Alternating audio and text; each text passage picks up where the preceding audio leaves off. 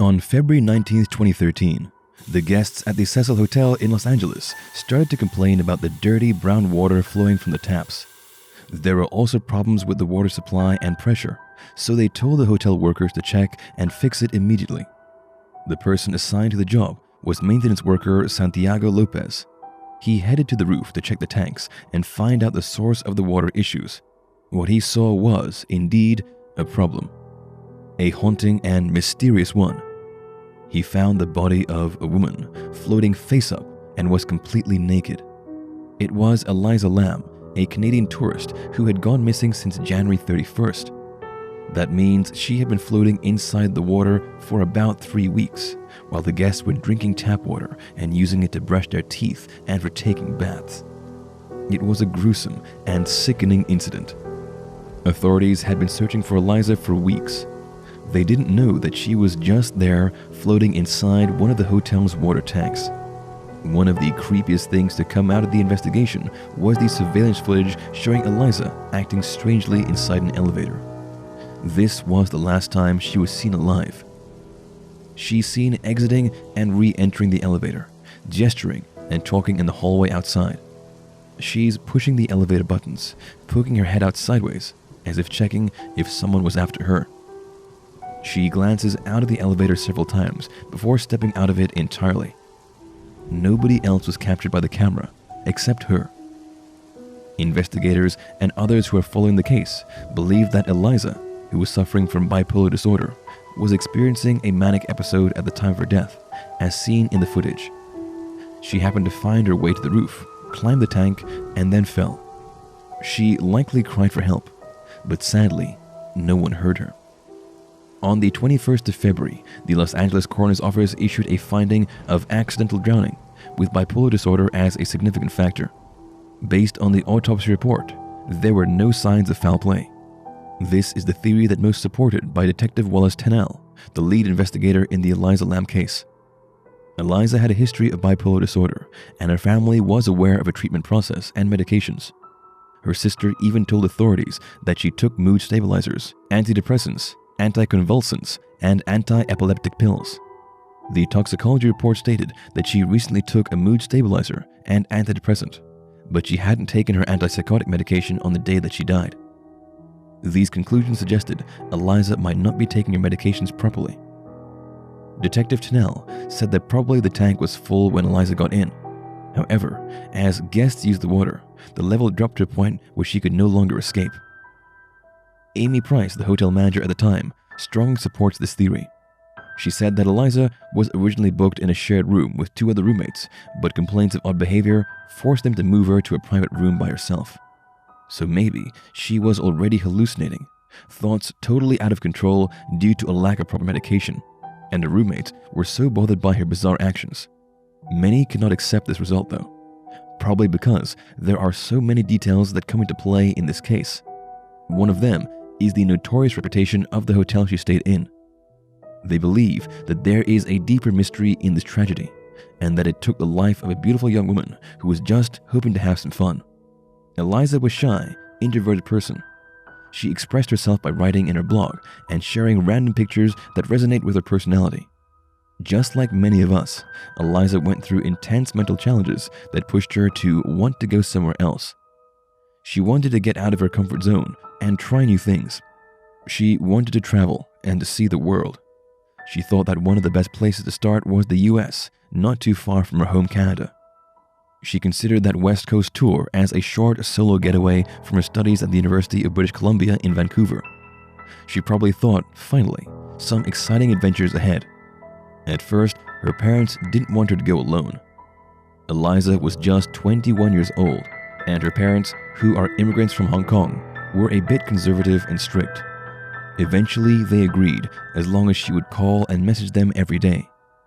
The moment she left Canada, it seemed like a new happy chapter in her life started. In a dreadful twist of fate, it also ended up as her last adventure. She arrived in Los Angeles on January 26th, and then after 2 days, checked into Stay on Main, the newly rebranded division of Cecil Hotel. Once she had settled, she continued exploring the area and enjoying her vacation. Days passed. On January 31st, the day she was scheduled to check out, her parents didn't hear anything from her, so they called the Los Angeles Police Department for help. Authorities searched the hotel's premises, but they couldn't find her. The situation became too worrisome and stressful for Elisa's family that eventually they flew in from Canada to help with the search. 3 weeks later, they found her in the most unexpected place. On February 19th, 2 weeks after the controversial video was made public, and 3 weeks after her disappearance, Santiago Lopez found Elisa Lam's dead body in one of the hotel water tanks. The Los Angeles Fire Department personnel needed to drain the tank and cut it open from the side just to remove her corpse. The discovery of her body ignited disturbing theories on what really happened to her. Here are some of the most widespread speculations about her death, from the most popular to the wildest ones. The first theory: Elisa committed suicide. Elisa often wrote about her anxiety and depression, prompting people to think that she committed suicide. For example, in this blog post dated January 3rd, 2013, she talked about being lonely and about wanting to have a group of friends.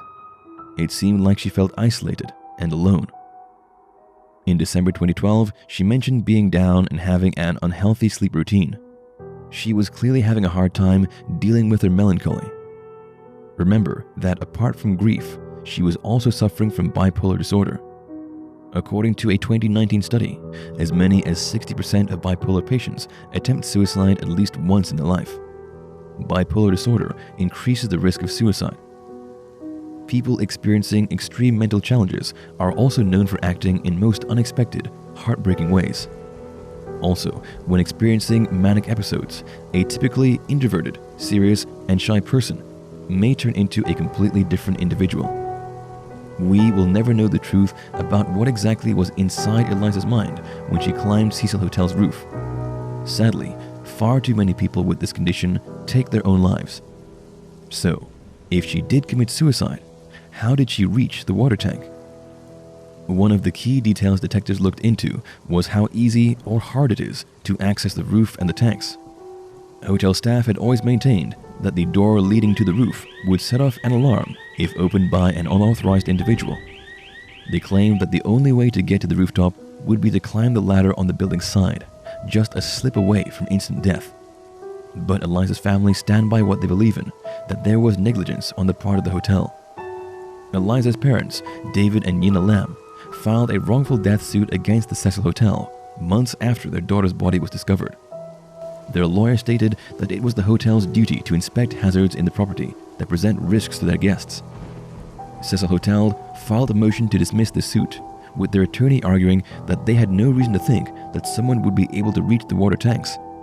Santiago Lopez's statement proved that it's really hard to get in there. In his statement, he described in detail how much effort he had to exert just to find Elisa's body.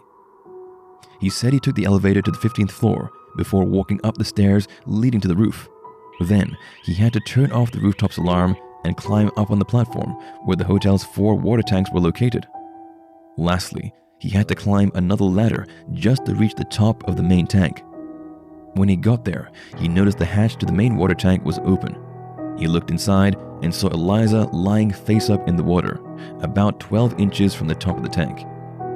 This testimony by Santiago suggested that it would have been hard for Elisa to get into the water tank on her own. She would have gone through a lot of difficulties just to commit suicide by drowning herself in a tank.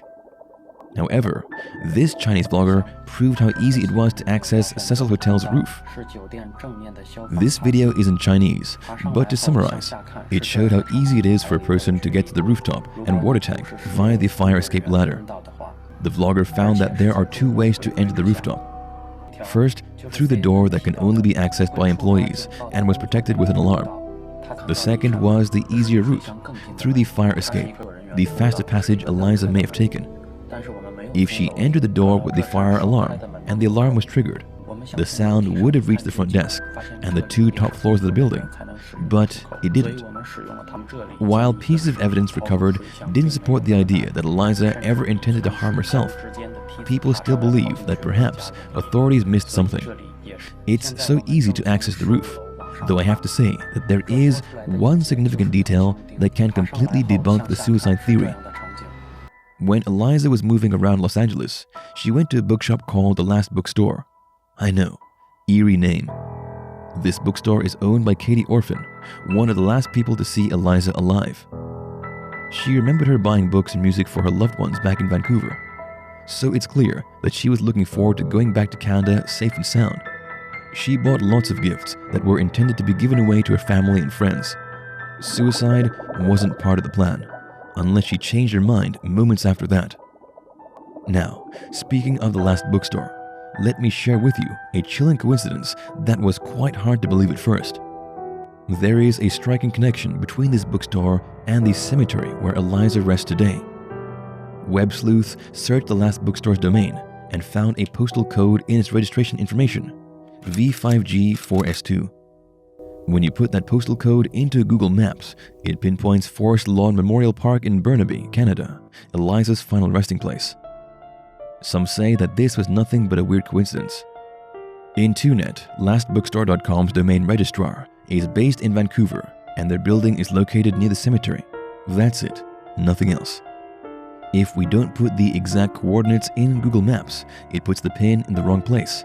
Makes sense, but it still gives an ominous impression. Now, the second theory. Eliza was murdered by a hotel employee, guest, or someone she met while exploring around LA. Someone inside the Cecil Hotel, perhaps one of the tenants, hotel employees, or just a random person, could have led Eliza to the rooftop and tank against her will. This individual may have known the hotel well enough to avoid being captured by the surveillance cameras and may have been involved in a huge cover-up. The elevator video suggests that someone was following her. In the footage, she looks out into the hallway before jumping back inside and frantically pushing the buttons. Who was following her? Was it the men who gave her a box? Investigators said that, at one point, they saw Eliza come in with two men who gave her a white box. Who are those two gentlemen? That information led to nothing though, since they were never captured by the cameras again. If it's a hotel employee, he may have deactivated the alarm properly and forced her to go to the rooftop. Or probably they entered through the easier way, via the fire escape ladder. Eliza was found naked in the tank, and her clothes were in the tank with her. Did someone force her to take off her clothes and later threw them into the tank with her? There was no evidence of this theory, at least as far as we know. By the time she was found, her body was already moderately decomposed and bloated, and there were no bruises or other signs of physical trauma found. The third, and one of the wildest theory, Eliza was a tuberculosis test subject and was sent to infect the homeless people in the area. Skid Row is a neighborhood in Los Angeles known for its high population of homeless people. It's 2 blocks away from the Cecil Hotel.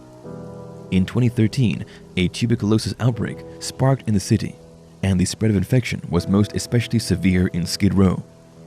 According to Jonathan Fielding, who was the director of the Los Angeles County Department of Public Health then, it is the biggest outbreak in a decade.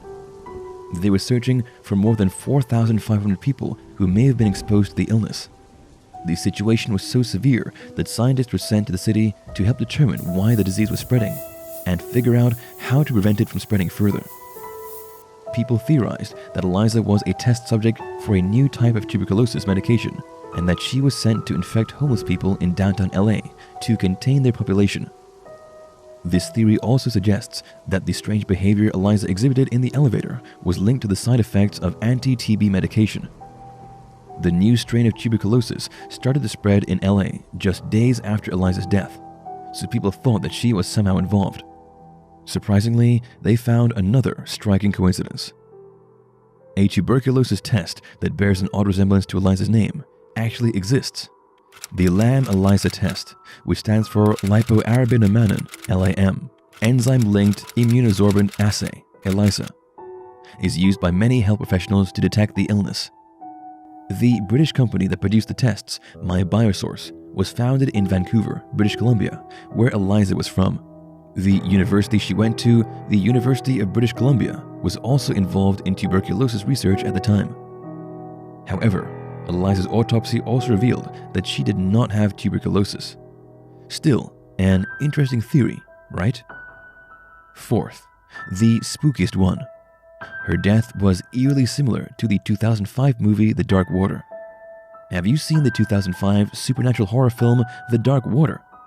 It's a remake of the 2002 Japanese movie of the same name. Really scary. If you love horror movies, you should definitely watch them, the two versions. In the 2005 movie, the main character Dahlia and Cecilia live in a dilapidated apartment complex where other tenants complain of dark, foul-tasting water. That leads to the discovery of a young girl's body in a water tank on the roof. The kid died after falling into the water tank. That's just one similarity. In the film, there were also scenes where elevator buttons seemed to malfunction, similar to Elisa's controversial surveillance video. Was it the basis of the real-life crime? The more you hear of it, the scarier it gets. Some people assume that she was murdered by a criminal trying to copy the events of this movie. They also pointed out that the names of the characters, Cecilia, like the Cecil Hotel. There's also Dahlia, short for Black Dahlia, the name of the American woman who was murdered around the neighborhood in 1947. Elizabeth Short, who became posthumously known as Black Dahlia, was said to have visited the Cecil before her terrible murder. Another chilling coincidence was that Cecilia wears a red jacket, almost exactly like the one Elisa wore in the elevator footage. Was someone trying to recreate this movie for fun before it went too far? The fifth theory was that Elisa opened a portal to another dimension by playing the elevator game. Is it possible that Elisa opened a portal to another dimension? This theory hinges on the belief that she played the elevator game, a spooky urban myth that originated from Korea. If you love reading about urban legends and conspiracy theories on Reddit and YouTube, you probably already saw this frightful speculation. The general idea behind this game is that a person can enter a new dimension by pressing elevator buttons in a specific order. But it's Lucia Peters of theghostinmymachine.com who gives the most detailed instructions. Want to try it? According to the instruction sheet, you need to play alone and must be in a building with at least 10 floors and an elevator. Once you enter the first floor, you need to press the floor buttons in a particular order. The floor order is 4, 2, 6, 2, 10, 5. Once you reach the 5th floor, you'll see a young, mysterious woman. Don't talk to her. Ignore her. She's not human, and she would stop you from going back to your world. Then, press the button for the 1st floor. If the elevator goes to the 10th floor, you're on the right track. You're already in a new, different dimension. It will look like the establishment that you're in, except you'll be all alone. At this point, your phone, camera, and other electronic devices may not work. You'll also be in complete darkness. Now, to return to your dimension, you'll need to press the same buttons that took you to this other world. If something goes wrong, you may never see your world ever again. Taking into account Elisa's odd behavior in the elevator video, some are convinced that she had played the game and unexpectedly summoned something supernatural. Lastly, Elisa was tormented by ghosts and that her death was caused by a supernatural occurrence. Was Elisa haunted by the ghost of Cecil Hotel's horrible past? Perhaps that contributed to her already panic-stricken mind, leading to her death. Due to the tragic events associated with the hotel, some believe that Elisa somehow came across a supernatural entity in the elevator. They see those strange hand gestures as a sign that she was communing with a spirit. Of course, this is something investigators cannot investigate. Elisa may have suffered from bipolar disorder, but given the reputation of the Cecil, she must have seen something else around that scared her. Too many people have died in the area, and there's a possibility that her death was caused by a supernatural occurrence. Since its creation in 1924, the Cecil has been linked to several criminal activities, from being the last known location of murder victim Elizabeth Short, aka Black Dahlia, to being the summertime home of serial killer Richard Ramirez, aka the Night Stalker. Cecil Hotel was first designed and marketed as a middle-class hotel, perfect for business travelers and tourists. Initially, people loved it. It featured elegant stained glass windows, a decadent marble lobby, and alabaster statuary. Its great reputation didn't last long though, as the US eventually succumbed to the Great Depression. The Great Depression hit downtown Los Angeles hard. People started settling further away from the city, leaving whole establishments vacant. This also worsened the situation in Skid Row, with thousands of people coming in hopes of earning a living, yet ending up homeless. Eventually, the Cecil Hotel became known as a hotbed for criminal activities and violence. There's so much negative energy surrounding the place. The first documented death at the Cecil took place on January 22, 1927, when Percy Ormond Cook committed suicide in a hotel room after failing to reconcile with his wife and child. Throughout the Cecil Hotel's history, about 16 deaths have been recorded in or around the building, 12 of which are thought to be suicides. Some committed suicide, others accidentally fell off the building, others ingested poison. There was also one, in the 1930s, who killed himself by slitting his own throat. The hotel was greatly associated with bad luck, since it was a place where people who were really down and with nowhere else to go were going. In 2011, part of the Cecil Hotel was rebranded as Stay on Main, with a designated set of rooms on separate floors. Stay on Main was marketed as a youth hostel for young travelers, while the other part was reserved for tenants and other guests. The name change was an effort to distance the establishment from its gruesome past. The rebranding strategy worked at first. Many young backpackers like Elisa Lam booked their stay there. But just like the Cecil's Hotel's good old days, it didn't last long. Are you one of those people who were so fascinated by the mystery surrounding Elisa's case and is planning a cool adventure? Maybe traveling to LA and booking a room at the Cecil. Maybe in a few years. Cecil Hotel is closed for now and is being prepared for another grand makeover. Reports say that the property was purchased by Simon Barron Development and is scheduled to undergo a $100 million makeover. They wanted to transform the hotel into a boutique accommodation and with hundreds of micro apartments. Let's see if the Cecil can redeem its horrendous reputation. But one thing's for sure, people will always remember those who have perished within the hotel's boundaries, most especially Elisa Lam. It doesn't matter whether her death was accidental or brought about by a supernatural event or another wild theory. It's a tragedy that will forever be associated with the hotel. Now I'm really curious. Is there anyone here who has been to the Cecil? How was your experience? Also, let me know what you think about Elisa Lam's mysterious death. For me, death by accidental drowning makes sense, but not all are convinced of that ruling. We'll end this video now, but if there's anything you want to share, please comment down below. I would love to hear your thoughts about this. So there, I really hope you enjoyed watching this video. If you loved it, please consider hitting the like and subscribe button. And if you want to watch more episodes like this one, click the notification bell to get notified each time there's a new story. If there are any other topics you want us to cover in the upcoming videos, you can comment that as well. We upload new videos around 3 times a week, so we're always open for suggestions. I'll see you guys soon.